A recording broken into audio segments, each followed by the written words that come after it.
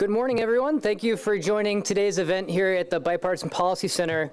Whether you trekked through the rain or are sitting comfortably at home or in your office, for those online, thank you for joining us, and we're glad you could be part of the conversation today. Today we're going to focus on an area where there is great bipartisanship. It's an area where Democrats and Republicans have been coming together, and it's called evidence-based policymaking. Whether folks are Democrats or Republicans, our elected officials, our policymakers, want our government to work better. That's what evidence-based policymaking seeks to do, provide information that can inform key decisions that ultimately improve people's lives. I'm Nick Hart. I lead an initiative here at BPC called the Evidence-Based Policymaking Initiative, and we launched it about a year ago. This initiative grew out of a federal commission called the U.S. Commission on Evidence-Based Policymaking, and that commission specifically led a charge to encourage the routine use of evidence to inform effective public policy. The commission issued its final report just about a year ago, and it was bipartisan and it was unanimous. So every Republican, every Democrat that was on the commission agreed to its findings and recommendations. The proposed recommendations were about making better use of the data that government currently collects, stronger privacy protections, and ensuring government has the capacity to actually generate and use evidence. We're now happy to say action is underway to implement 22 of the recommendations from the commission, but there's still a lot of work to be done. And importantly, the commission was primarily interested in federal government issues based on the charge it was given by the president and Congress. While there's been a lot of discussion about the federal government over the last year in terms of better using data and evidence to inform decision-making, we must be clear that this isn't just something to talk about for the federal government.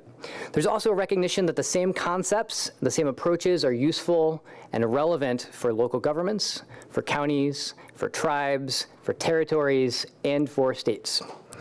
The Commission on Evidence-Based Policymaking recognized that for federal evaluation, states actually play a really critical role, sometimes collecting the data that are used for the evaluations, and in many cases operating the programs that are being evaluated.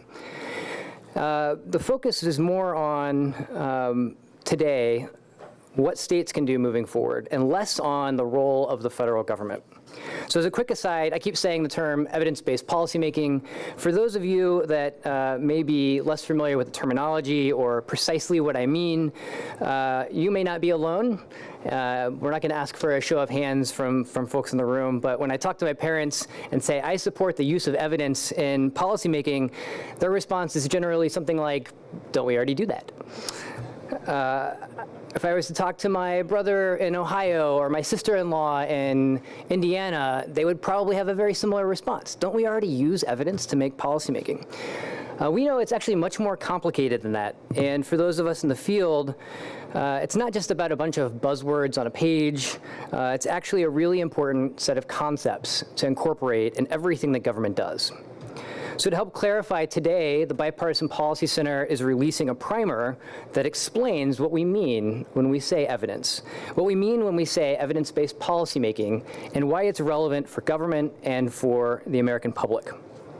So for those in the room, it's outside on the table. You may have grabbed it on the way in. For those online, you can go to our website, bipartisanpolicy.org/evidence, and find a copy. Here's the really short version of what we mean. What government does is really important.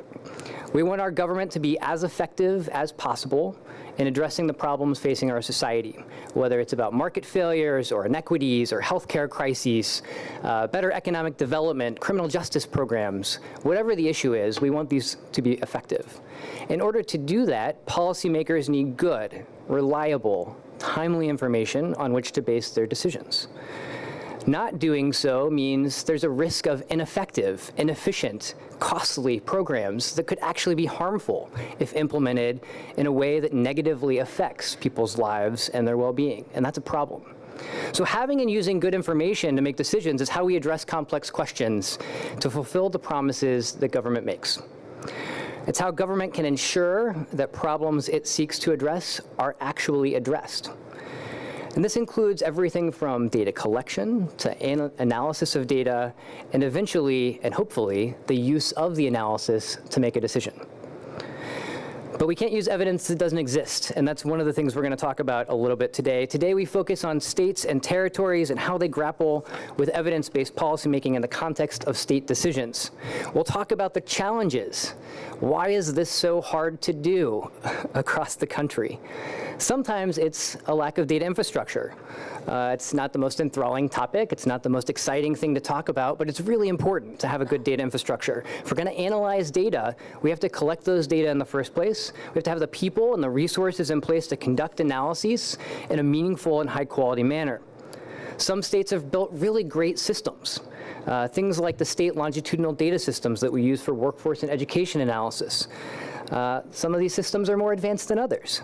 But in some cases, across some programs, the systems to collect data and store data that are ultimately relevant for the analysis don't exist, or they're not built in the way that's necessary to use for evidence-based policymaking.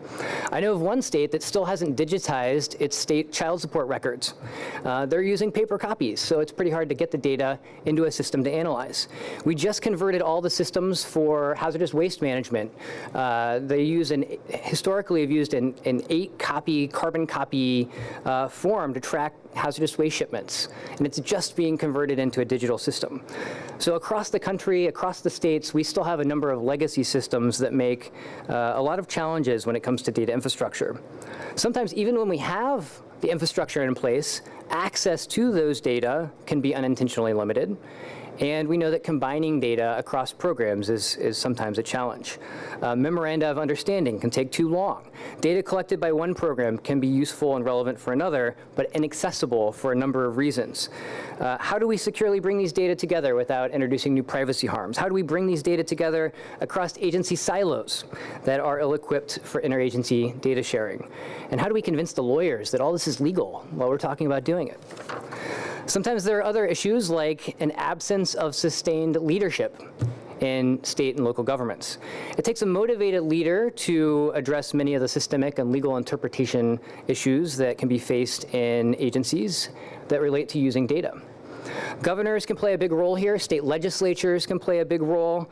The staff of governors' offices, the senior staff and agencies can all send signals that the use of data for evidence-based policymaking is really important, that they want evidence, that they need evidence, and that the generation should not just be encouraged for the sake of conducting research, but that it's actually a critical element of running a good government. It can be as simple as asking a question. What evidence do you have to substantiate this program? How can we make it better? What does the research say? What does the data suggest? But the leadership isn't always from the top. Sometimes it's from the bottom of an organization. Career civil servants can band together and really encourage innovative changes across government agencies from the bottom all the way to the top. And in reality, we need some combination of top-down, bottom-up leadership in order to be successful in this field, because change is hard. And ultimately, we're talking about a culture change across governments. So if we're going to see this change in culture across agencies and encourage policymakers to incorporate evidence, it's going to take more than one person, and we know that. During the course of this event, we'll highlight some of the opportunities and talk about how we harness the lessons that have been learned across innovative practices that we've seen in some states. If anything, the question that we might pose about the federal government is, how can the federal government actually support states in engaging in this work?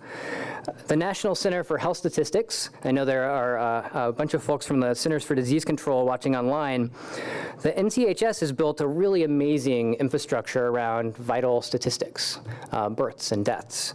And we use those in analysis to generate really profound insights. I know NCHS is a federal agency, but this is a program that was built on a really productive and powerful set of partnerships with states. Every state across the country participates. Those data are collected by states in partnership with NCHS, and it raises the question, what kinds of partnerships do we need to build better in this field across states? Most states have some form of welfare or human services waivers in place, whether it's for Medicaid or child support or child welfare. And these are federal programs, but they have major implications for state decision-making. Are waivers a path forward for encouraging innovation across the states and for testing new ideas? There are dozens of policy labs across the country, some in partnership with land-grant universities, one in partnership with the government that we know of. And these aim to bridge the gap between researchers and policymakers. by providing timely and relevant evidence that can be useful for decision-making. Do we have enough policy labs? Do we need more? Is the structure that these are in place, does it make sense? There's also an increase in the use of what we call social impact bonds or pay-for-success contract models, and these offer short-term gains in determining whether government services offer real and substantial improvements for outcomes of interest. How do we translate those into long-term gains as opposed to simply short-term? We'll also talk today about how to incorporate evidence-based policymaking better at the state level of government. The field of evaluation is nascent across many states. Few states have formal evaluation policies in place across their executive branches. So how do we build a stronger evaluation infrastructure across the country at the state level? How do we encourage policy diffusion of the promising practices for building a culture of evidence throughout the country? And what are these promising solutions that we've seen? Can we just clone the good leaders and send them to other states? How do we build more demand? What does it take to establish good data sharing policies? Do we use the university systems more? Should we start small and build up? Should we start big and build down?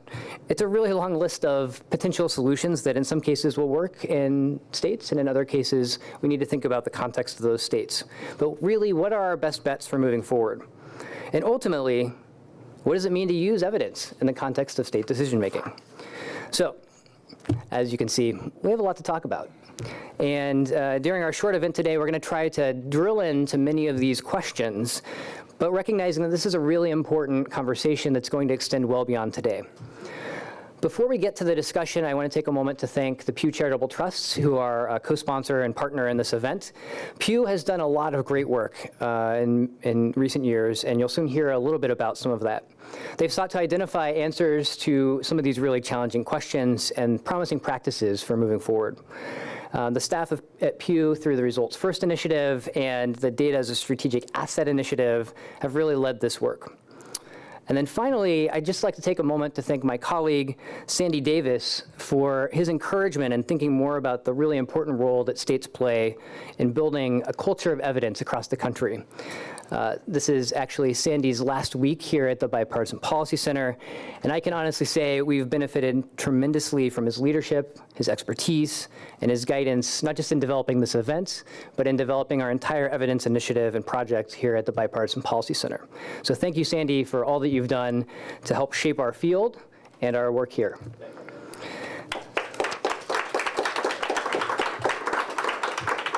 So without further ado, I'd like to invite Sarah Dube to the stage, and we're going to have a fireside chat about some of the work that Pew has engaged in recent years.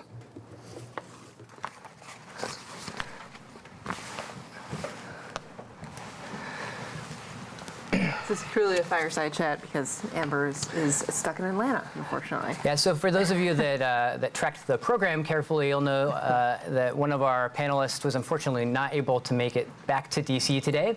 We're going to talk a little bit about her work, but if you'd like to learn more in great detail, I encourage you to grab the report that's outside on the table, and you can really learn a lot about some of that. So Sarah Dube is the director of the Results First initiative, which is a partnership at Pew with the MacArthur Foundation. And in that capacity, she manages the work that focuses on states and some other levels of government as well to really help improve efficient investments in achieving the best outcomes possible. So Sarah, as I alluded to, you've done a lot of great work with you and your team and the other folks at Pew in recent years.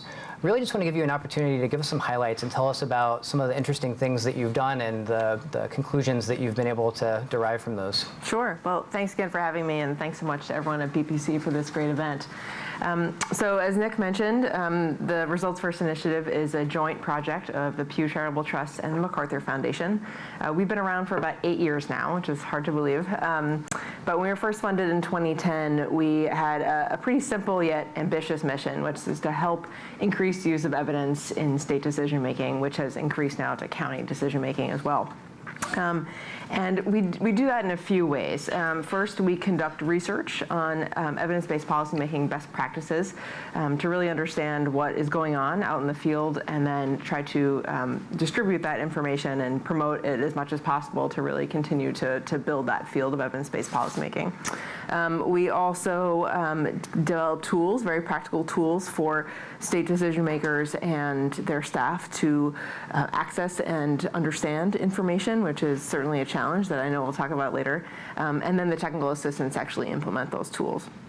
And then lastly, very importantly, we work very closely with decision makers to ensure that all of that great information is actually used in the decision-making process. And I'll talk about our research in just a minute. I think we've got a slide about data as a strategic asset. So this is not my project. I will give a couple sentences on this work.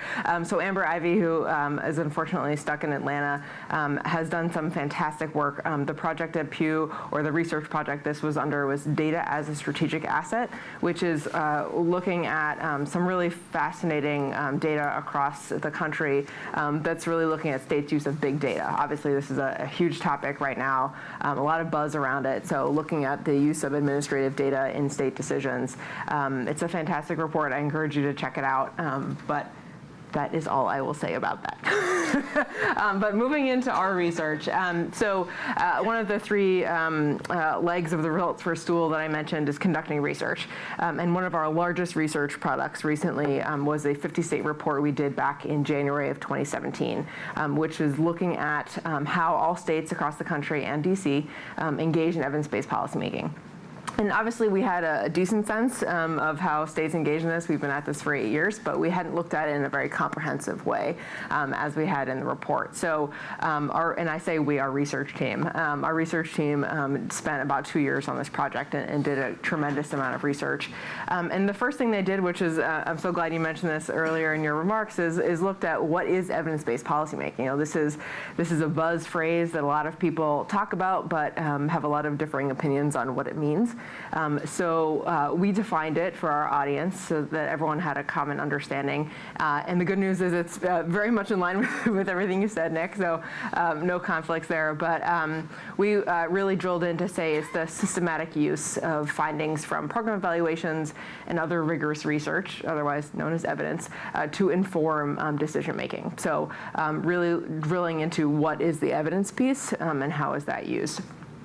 So once we had that kind of definition in place to understand what, to have our audience understand what we were talking about, we set out to do this pretty ambitious research. So we did a few key things.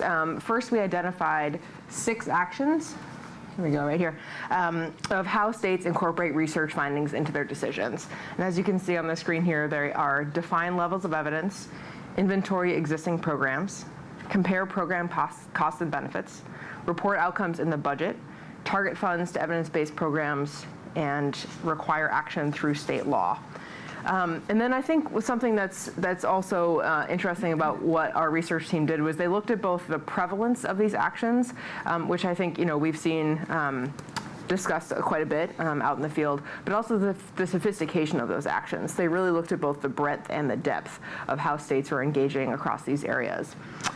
We also, next slide. Focused on 4 social policy areas: behavioral health, child welfare, criminal justice, and juvenile justice. And there's a few reasons for that. The main 2 are that there's a really rigorous body of research across these 4 areas. So there's a lot for states to draw from. So we knew that those would be areas that would provide states with a lot of ammunition, if you will, to be able to use evidence in their decisions. Also, these policy areas have really discrete outcomes. So, we're in criminal justice, we're looking at reductions in recidivism. In child welfare, we're looking at decreased incidence of child abuse and neglect. So we knew that there was a robust body of research out there, and also that there were discrete outcomes that research looked at. I should also mention, this is 4 policy areas. So this is not comprehensive. This is not looking at every policy area that every state could possibly engage in. This is certainly a limited scope, and even with limited scope, this took quite a while to do. So we were certainly focused in our look. And then finally, we categorized each state based on their the actions that they took, both, again, the prevalence and the sophistication of those actions across the 4 policy areas that they took between our study period dates, which was 2010 to 2015. So again, a relatively narrow, not for all time, slice to look at how states engaged in these areas and categorize them into 4 groups: leading, established, modest, and trailing. And if I think we have a map slide. There we go. So a lot of blue. Pew likes blue. A lot of variations of blue here. And we found that the good news is we found that most states have taken some actions. And that's, again, I think a point that we'll come back to. So showing that there's, across the country, there are modest levels of engagement in evidence-based policymaking, which is great news. We weren't really sure what we were going to find with this report, but it's great. It's very encouraging to know that all states are doing something. But only 5 states are leading, meaning that they are engaged in this work in a very sophisticated way, which is probably not a surprise to most folks here. Those 5 states are Washington, Utah, Minnesota, Connecticut, and Oregon. And those folks are really leading this field by developing processes and tools that use evidence in a very comprehensive and routine way, which, again, we can talk about in a few minutes. In addition to those 5, as you can see on the map, 11 states showed established levels of evidence-based policymaking. 27 states in D.C., which of course is the majority here, slight majority, show modest engagement in this work, and then only 7 states are trailing. So again, pretty encouraging. And that does not mean that those states are failing. It just means that they are doing less than everybody else. And again, we can talk about that in a little bit. So there's obviously more to be done. This is all great news, but there's more to be done. So to try to develop some lessons learned and kind of build on the success of the really leading states, we did identify a few themes of what a successful effort looks like. And then I'll stop talking, I promise. So a few themes here. Successful evidence-based policymaking efforts engage relevant stakeholders. So that, of course, means government decision makers and their senior level staff very early and often in the process.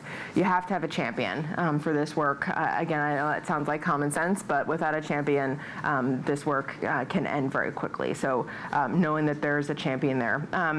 The second point is having champions both within and inside government. So obviously, as I mentioned, government leaders are incredibly important to have as champions, but it's also really important to involve key decision makers and key stakeholders outside of government. We found that involving the provider community, for example, is incredibly important. There's a lot of work that can be done at the decision-making level, but you have to have those providers on board in order to implement things effectively. Successful efforts also build staff capacity for conducting analyses and interpreting results. Again, a little bit of common sense, but you can't have successful efforts unless you have the staff to carry these things out. And then lastly, they create, these states' successful efforts create mechanisms for ongoing use. So meaning enacting laws, establishing budget instruction, passing agency guidelines, things like that, so that this becomes the way of business, the way of doing business. That using evidence is, again, a routine practice that will hopefully survive transitions. We know we have a lot of those coming up, and will hopefully stand the test of time. So that is a quick snapshot of the recent research that we've done, and I think hits on a lot of the themes that we at Results First have worked on. Great. So I'm curious if there's anything that I learned working in the federal government, and it's that states sometimes don't like to be ranked or rated. And I'm curious what the reaction was when you released the report from those out working in states. Was it generally positive and insightful, or? It was generally positive because, again, we did not say that anyone was failing, and we also were pretty clear that everyone was doing something.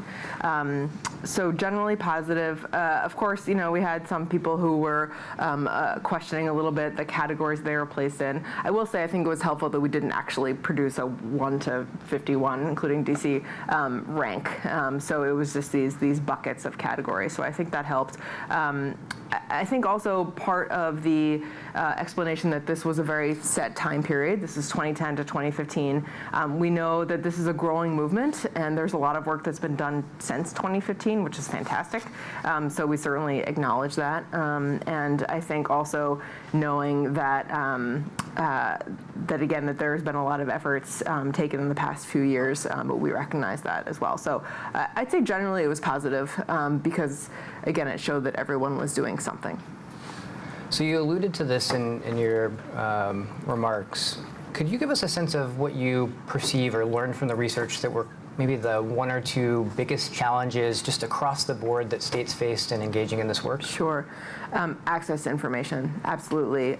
We found across the board, and we found this both in the research and we've seen it in our work out across the country, that by and large, decision makers at all levels of government and their senior staff want to make the best use of limited resources. They want to be good fiscal stewards of taxpayer dollars, and they want to try to influence the best outcomes for their residents, but they simply don't have access to the information that helps them do that. And even if they do have that information available somewhere, they don't know how to get to it, and they don't know how to interpret it. So I think that's definitely a big piece. Being able to provide some of those tools, as I mentioned, to help policymakers and their staff access that information and understand it a little bit more. That's something we've done. We have a clearinghouse database, which is a clearinghouse of all national clearinghouses, not all, but 9 national clearinghouses that enable again, decision makers and their staff to get at program effectiveness information in a much more user-friendly way than they have in the past. And I think it also brings up the challenge of staff capacity. Again, decision makers have trouble accessing this information, and having the staff that can help them do that is critically important. So we know there are 50 states, and there's a lot of heterogeneity in how they approach this. And I think your report highlights, by having a sort of rating system, that there are some states that are much further ahead than others. Yeah. If you were to just think about the states that lag behind, maybe without calling them out explicitly, what is it that we could do to encourage those states in particular to really boost their capacity to engage in this work? Yeah. So again, there certainly were states that had done less in this area and are continuing to do a little bit less in this area. That's for a variety of reasons. Again, every state is different, as you mentioned. I think one of the themes that we saw is that states that lag behind really don't have the staff capacity to do this work.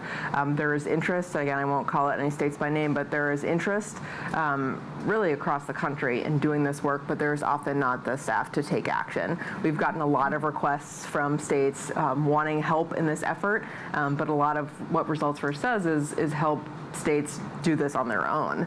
And without the staff to train and to take on some of these efforts, and for this effort to live on without us, there's really no path forward. So staff capacity is critically important. I think that's one of the reasons why many of the states in our study and that we've seen across the country do lag behind when they don't have that staff capacity in place to take on this work. So staff resources are really important. You have to have people in place to actually engage. Yeah. So we have a few minutes for questions from the audience, and there's a lot of folks here, so I want to just open the floor up and see what questions there are that would be useful for your own work. And if there aren't any, I'll just ask more questions. Go ahead. Yeah, and if you could use the microphone. This is Brett Brown from Administration for Children and Families. I was wondering, that map was very interesting to me, and we work a lot. I work for OPRE, and so we're involved a lot with evaluations. And what do you think is the relationship between sort of states' rankings or capacities and the ability to support effective evaluations of programs? Are the ones who are the most advanced in a better position to be able to support effective evaluation work? I certainly think there's a correlation.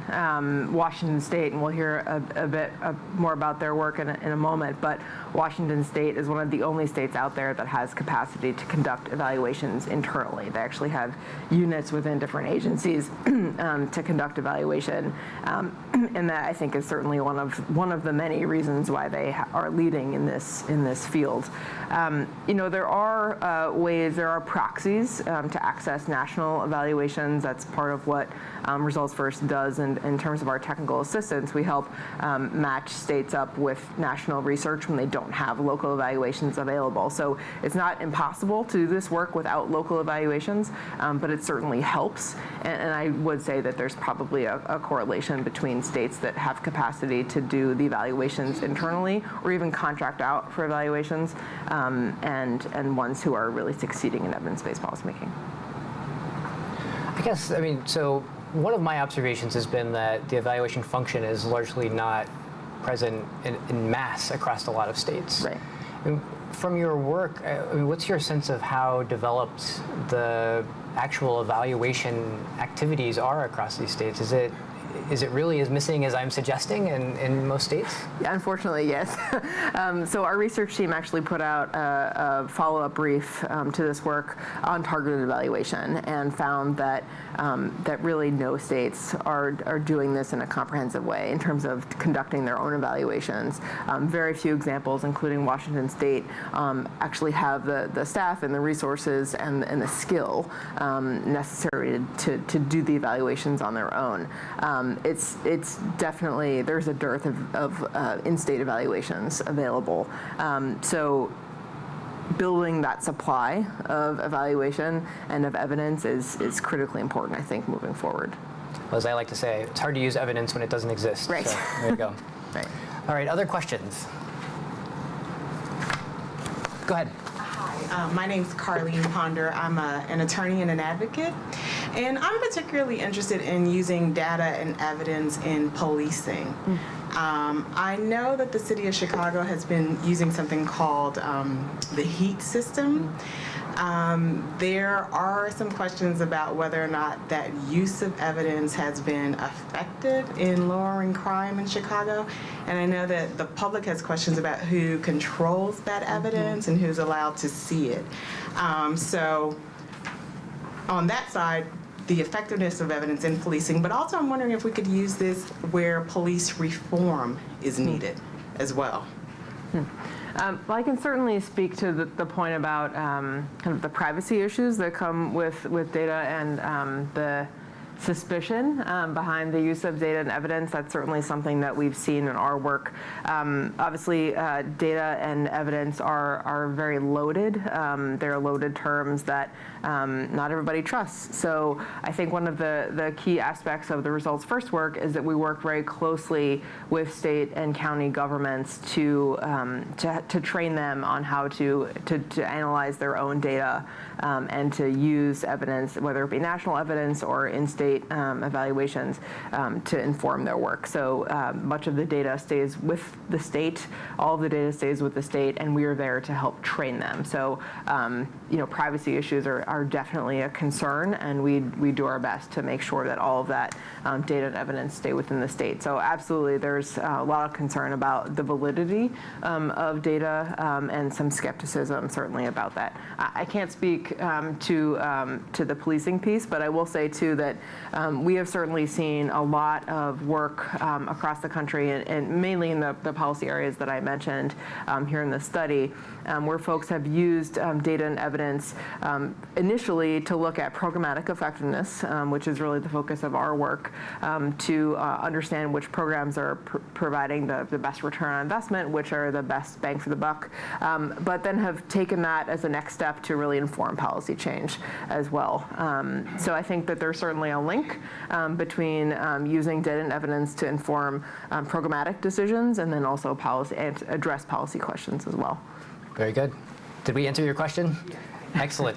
Well, just in our last couple of minutes here, maybe you can give us some insights from the research that Pew has done. I mean, what are the sort of one or two biggest actions that we would encourage states to take that would really make a big difference? Yeah, I think there are two actions that I would recommend that are at kind of different levels of engagement. The first would be creating mechanisms for ongoing use. That's one of the kind of examples or characteristics that we saw of successful evidence-based policymaking efforts out in the states, and it's something that we've seen time and again out in the field as being very successful. So obviously there's a lot of interest in this work, but making sure that data and evidence are actually drawn on very routinely in the policymaking process is as much easier said than done. So being able to enact legislation, to establish budget instruction that mandates the use of evidence-based programs,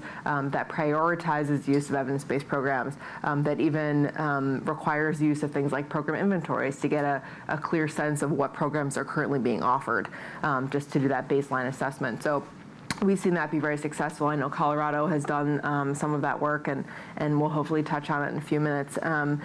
So really creating those mechanisms for lasting change so that, that there is that routine use that they can draw upon. And then in terms of what kind of everybody out in the field can be doing. I mean, obviously not everyone can pass legislation or change budget instruction in their daily job, but we talk a lot about kind of building the culture of evidence-based policymaking, and that's another buzz phrase that that is certainly loaded as well. But I think one of the ways that we've talked about changing that culture, or building the culture of evidence, is that everybody who's involved in this work, no matter what your job is, whether you're in the agency, whether you're a legislative staffer, is just to be the one who's asking, is this working? Is what I'm doing working? Is what I'm doing advancing policy that my bosses are interested in? Is it the best use of finances? So I think a lot of that change can come from within agencies. And again, those ongoing mechanisms are great, but I think also building that culture one person at a time within agencies by being the person who asks, is this working? Is this the best path forward? So everybody get to work and start asking questions. And I think that's a perfect note to end on as we transition to the next panel. So Sarah, thank you so much for sharing your experience and your research with us. Thank you. So I'd like to invite my colleague Kira Fothery, who's a senior policy analyst here at the Bipartisan Policy Center, to introduce you to the next panel. And if the panelists would please come to the stage.